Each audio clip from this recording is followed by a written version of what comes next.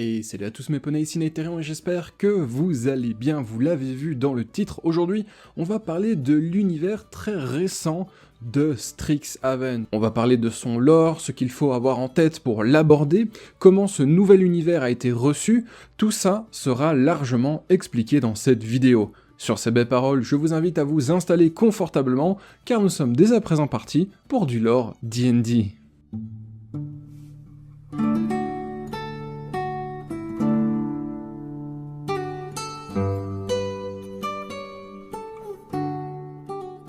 Naissance et lore global de Strixhaven.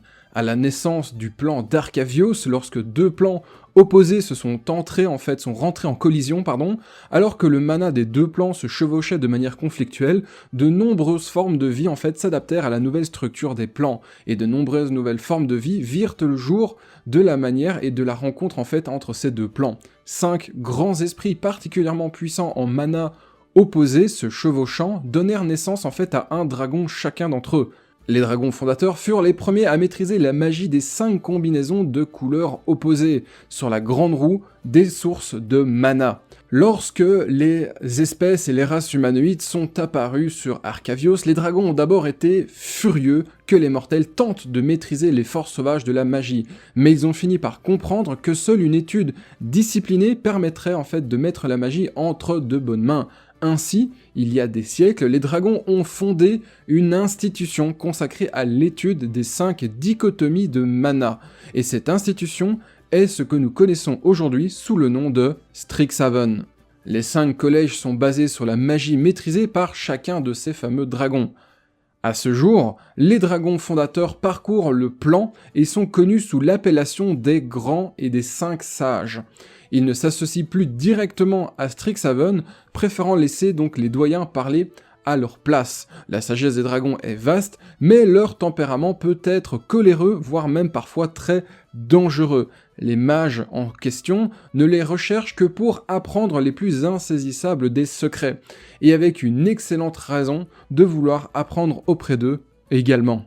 Fondée il y a à peu près 700 ans, l'université de Strixhaven est la première institution sur Arcavios, notamment pour l'apprentissage de la magie, attirant de jeunes mages prometteurs de tout plan pour étudier dans leur salle de classe. Strixhaven est divisé en 5 collèges, chacun ayant son propre campus, sa propre faculté et ses propres spécialités magiques. La mission de l'université de Strixhaven est de découvrir et de préserver les connaissances magiques, de diffuser ces connaissances d'une génération à l'autre, de promouvoir l'étude libre et ouverte de la magie sous toutes ses formes, et surtout d'améliorer la vie des gens à travers le plan grâce à l'utilisation de cette fameuse arcane.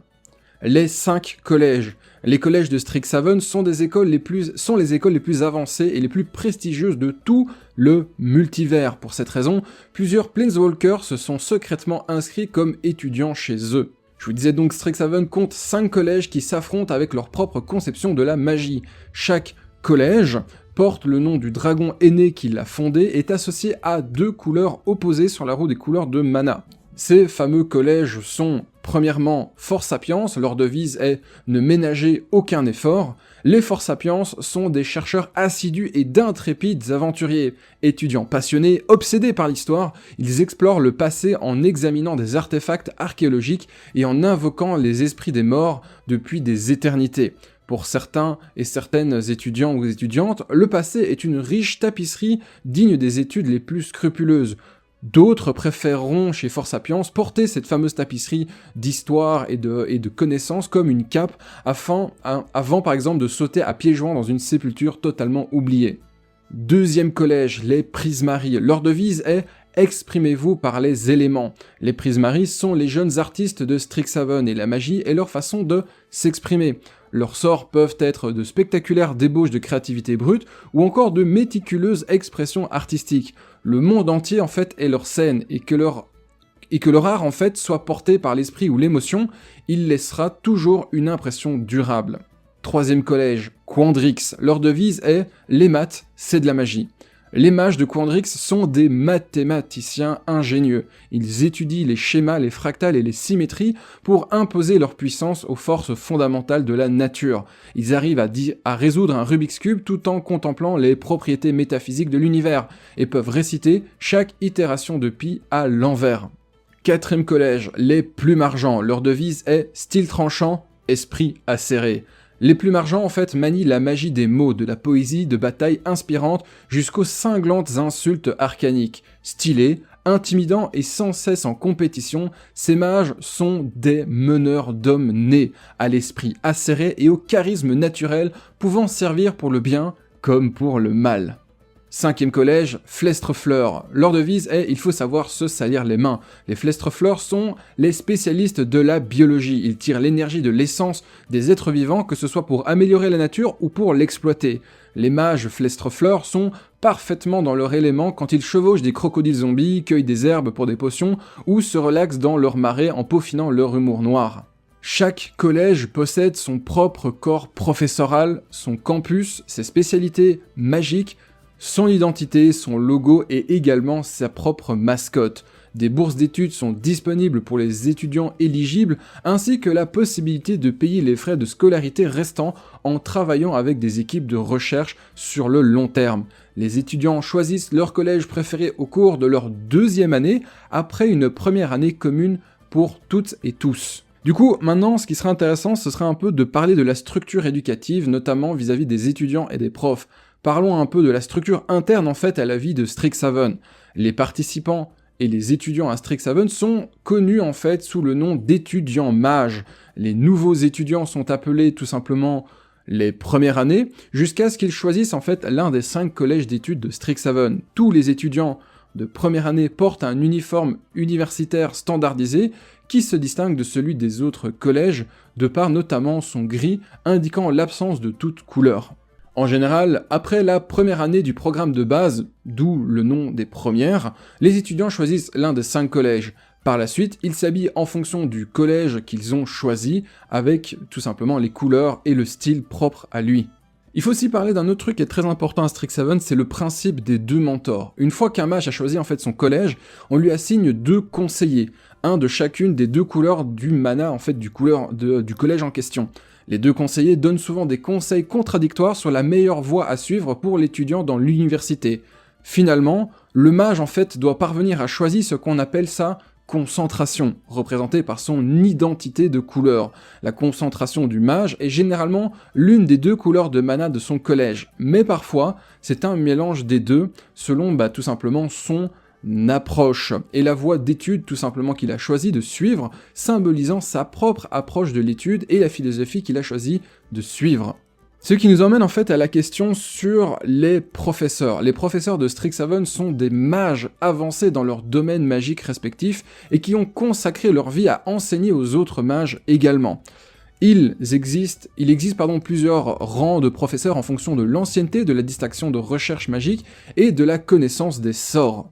Le premier échelon est tout simplement l'échelon d'instructeur, un mage qui enseigne des classes et son propre programme, mais qui n'a pas encore passé une période d'observation et d'évaluation provisoire pour devenir un professeur à part entière.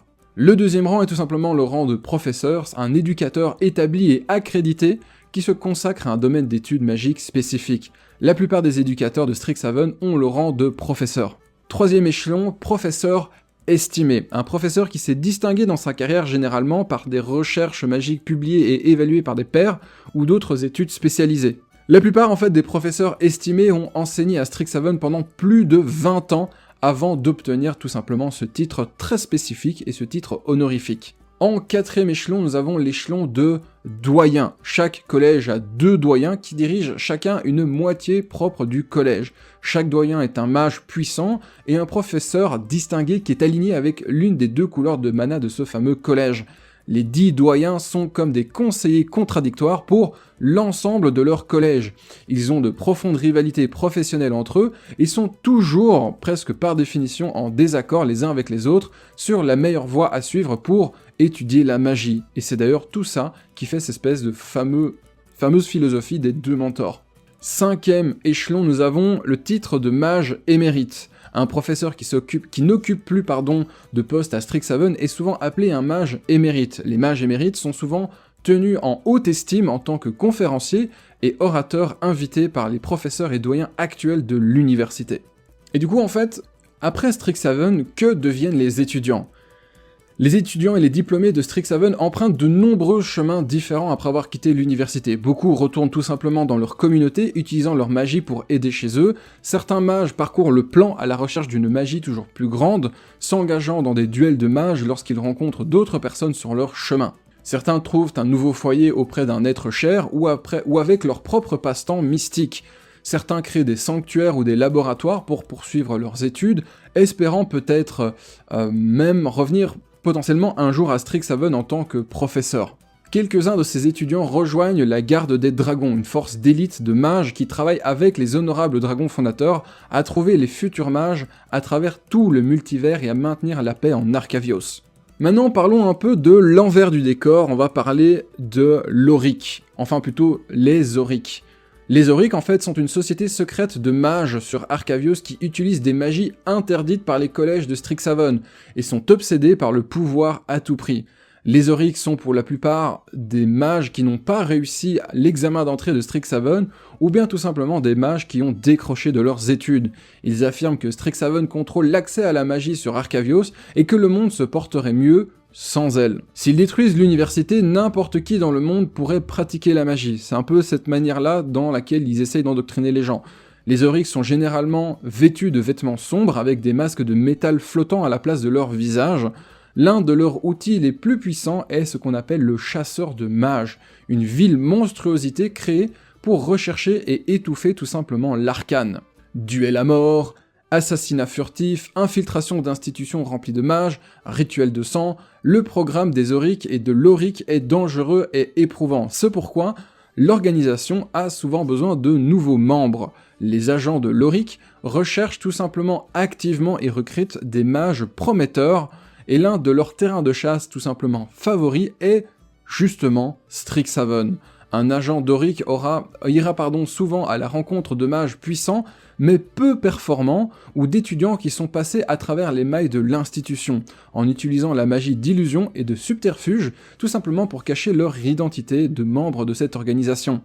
Un étudiant ne sait généralement pas qu'il est en train d'être préparé pour un recrutement de l'organisation, il voit seulement qu'il est, par exemple, invité à un engagement exclusif par un étranger séduisant et flatteur, croyant, lui, en ses capacités magiques, alors que l'université lui indique tout simplement le contraire. Grosse phase de manipulation et de travail et de brainwashing, etc. Ensuite, lorsque les mages est le plus vulnérable, émotionnellement ou personnellement, on lui offre le masque qu'il prend tout simplement avec plaisir. Et voilà, c'était le petit dossier sur Strixhaven. Si vous avez apprécié cette vidéo, pensez évidemment à vous abonner à la chaîne, envisagez-le si possible. En attendant, moi je vous dis à la prochaine fois, et bon jeu à tous.